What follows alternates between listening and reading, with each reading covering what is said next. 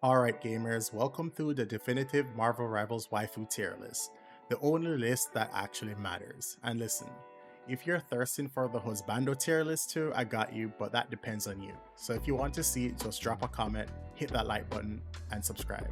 Let's make it happen. Now, let's get one thing straight. This isn't about power levels. This isn't about comic accuracy. This is about something far more important. Shameless appreciation of dangerously attractive Marvel women. But let's be real, Marvel Rivals didn't just get people hyped for the gameplay, it's the assets that have players foaming at the mouth. So grab a drink, get comfy, and let's rank these waifus. First on the list is Black Widow, the OG femme fatale. She's lethal in a catsuit, fluent in every seductive language, and let's not forget those toned thighs. We all remember that one scene from the movie where she used her thighs to grapple that dude. I bet many of you would have wished to be in that situation, but don't worry, I'm not here to kink shame. Now, taking a look at her outfits, I have to say that they have put a lot of effort into the character people consider ass. Funny, that's the most pronounced feature on this character, wearing a tightly wrapped bodysuit. This character has so much mods, the Gooner swung in full force like Batman, and now certain websites you search is just so much. But yeah, if you see a Black Widow in your match, let's be honest, they're not picking her because she's meta. Who cares, right, about win rates when you got that view? I'm placing Black Widow in the A tier. Next up is Dagger, a badass vigilante with glowing daggers and an emotional past. She's also very protective and would more likely lecture you about making bad decisions. She's the perfect girl to bring home to the family, and her design really stood up for me. NetEase knew exactly how to properly accentuate her assets. I mean, look at that. For me, Dagger is an S tier, but I had to bump her down to A tier because of this floating mother. You have to understand, if you want to be with Dagger, you have to be okay with the package deal cloak. You will have to come to terms knowing that this man will be with your girl every second of the day, both mentally and physically, so please understand this rating. Next on the list is Hela, the goddess of death. Have you ever been scared and aroused at the same time? I feel this villain embodies that aura. The tall and domineering look in her green colored eyes, and the way she holds onto that dagger, twirling it around like it's foreplay, you would wish it was something else if you know what I mean. Anyways, Hela's design showcases exactly the qualities you would expect from the goddess of death. She's adorned in varied shades of green that give a rather villainous appearance and a shadowy cape that reminds me of Viego's Black Mist from League of Legends. She's tall, slender, and has an hourglass shape that reminds me of a supermodel. Also, if you take a little moment to watch that cape animation, you see it, the gap. Normally I wouldn't go for this kind of look since I know she's a type that would leash you to her throne, but I think she deserves a place in the A tier. Also, NetEase, please make a skin for Hela that doesn't have a helmet on. That would put her into the S tier. Next up is Invisible Woman, Susan Storm. Susan Storm is the original superpowered MILF of the Marvel Universe. She has the perfect balance of elegance and sexy that you can see from her design.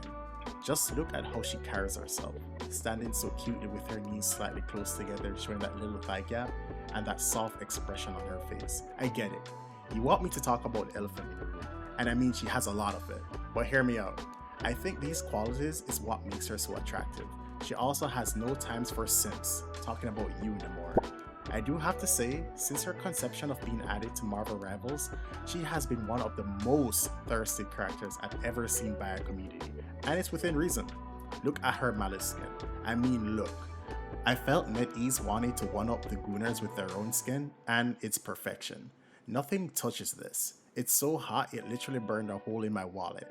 Susan Storm goes into the S tier. Next up on the list is Luna Snow.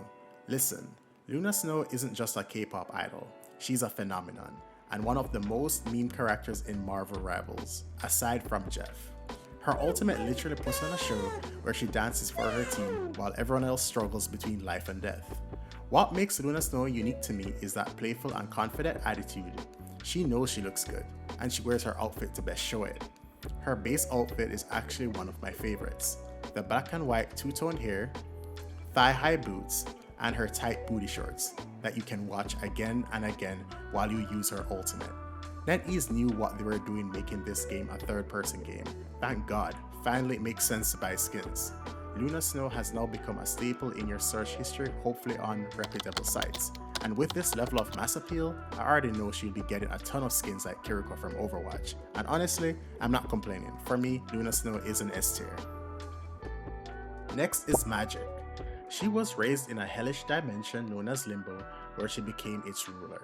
She now wields the Soul Sword, can teleport across dimensions, and has a badass goth aesthetic. She's a character that you cannot overlook. Look at her finely chiseled body, and that belly button. She's the muscle mommy everyone dreams of. What do I mean by this? Well, let's dig into it. Magik has some feminine features such as full pink lips and long blonde flowing hair, although unreally kept. But you can tell she's a seasoned warrior by her arms and thighs being slightly thicker than other females in the game. She could more likely bench press you easily. This contrast is what makes her dangerously attractive. While her transformed form, Darkchild, is an added bonus for those who are demon lovers. She only gets thicker from there, and I think it reminds me a bit of that World of Warcraft race where everyone was gooning over her. Magik goes into the A tier for me, for her goth muscle mommy aura. Next up is Mantis. Mantis is sweet, wholesome, and honestly too pure for this list. She's got the gentle and loving big sister vibe.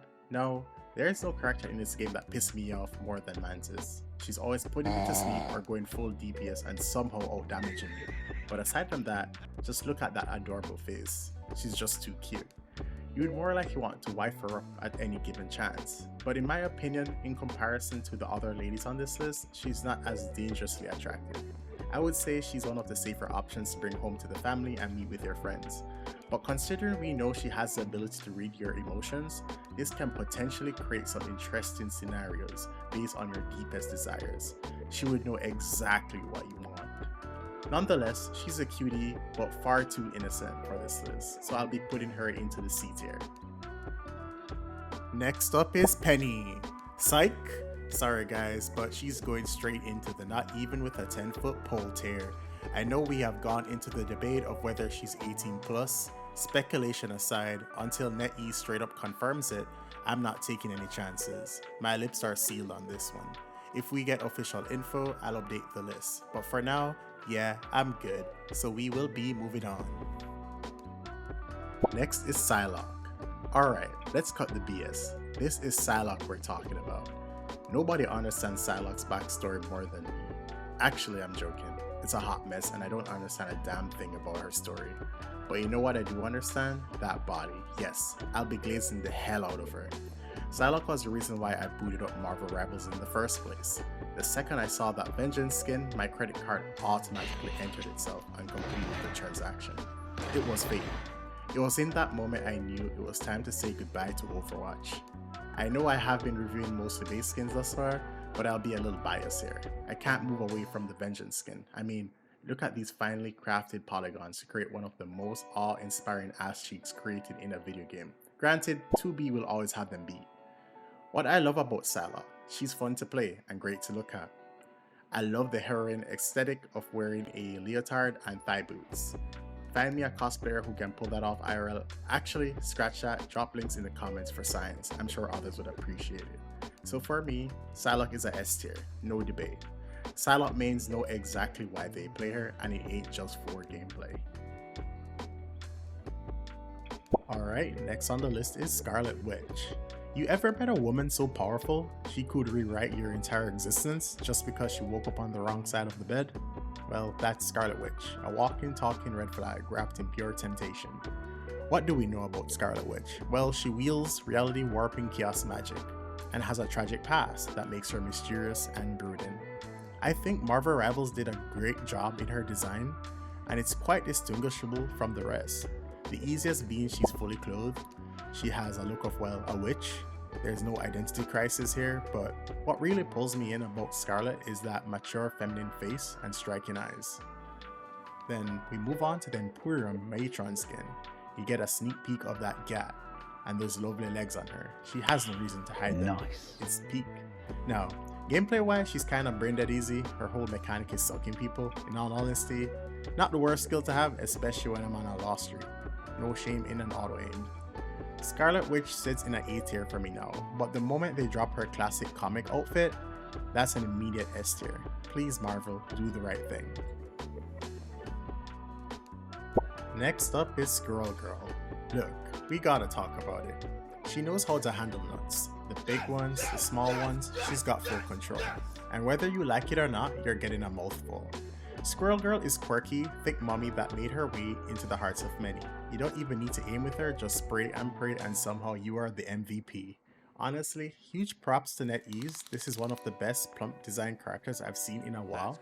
No Barbie doll figure here, just thighs that crush. I will be ranking Squirrel Girl in B tier, but this is solely based on my personal taste. And finally, we've got Storm, because let's be real, I saved the best for last. She's an absolute legend in the Marvel universe. If you don't know who Storm is, you might need to sit down and think about your life choices. In Marvel Rivals, she's one of the most banned characters because she's OP as hell, and unfortunately, it's not because of those thunder cheeks. But you can tell NetEase knew exactly what they're doing with her design. They made sure you appreciate every inch of her.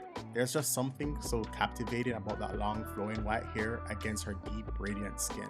It's pure perfection. The contrast, the power, the elegance. It all makes Storm stand out in a way no other character does. If life were fair, she'd be in SS tier without question. But for the sake of balance and to act like this is objective, she's locked in at S tier. I cannot wait to see what skins they drop for her next. And there you have it, the ultimate Marvel Rivals waifu tier list. Who's your S tier? Who did I rank too low? Let me know in the comments. And if you enjoyed this thirst-fueled video, make sure to like, subscribe, and hit the bell. See you next time, degenerates.